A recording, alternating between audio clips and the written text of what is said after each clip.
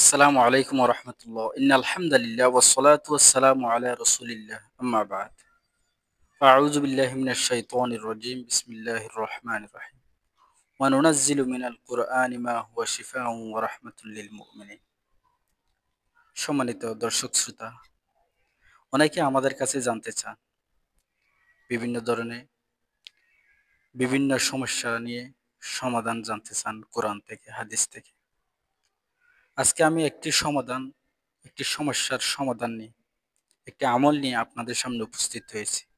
আশা করি ধৈর্য সহকারে ভিডিওটি দেখবেন, ইনশাআল্লাহ অনেক উপকৃত হবেন। আজকে আমি আলোচনা করব, আমাদের দেশে আমরা হলাম মাছে ভাতে বাঙালি।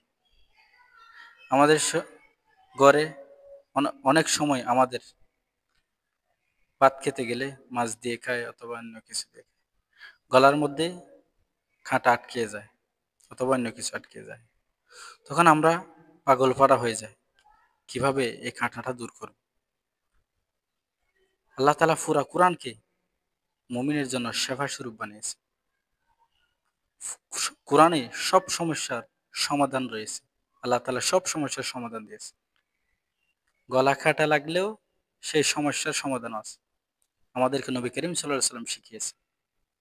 তাই আমরা গলা কাটে গলায় কাঁটা লেগে গেলে, আটকে গেলে আমরা চিন্তিত হয়ে যাই, আমরা খুব কান্নাকাটি করি।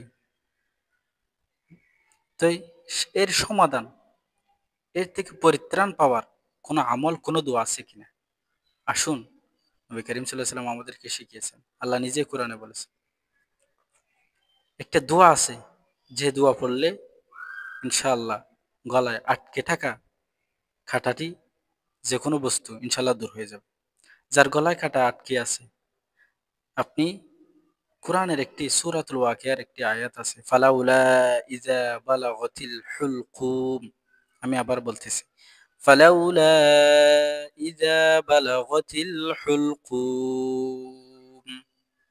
এই ছোট্ট আয়াতটি পড়ে, দোয়াটি পড়ে, যার গলায় কাঁটা আটকেছে তার গলায় হাত রেখে আয়াতটি পরে হাতটা নিচের দিকে নামাতে থাকবেন।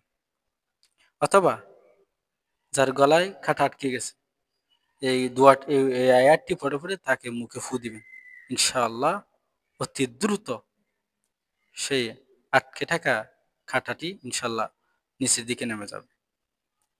আজকে এখানে থাকুক। আসসালামু আলাইকুম ওয়া রাহমাতুল্লাহ।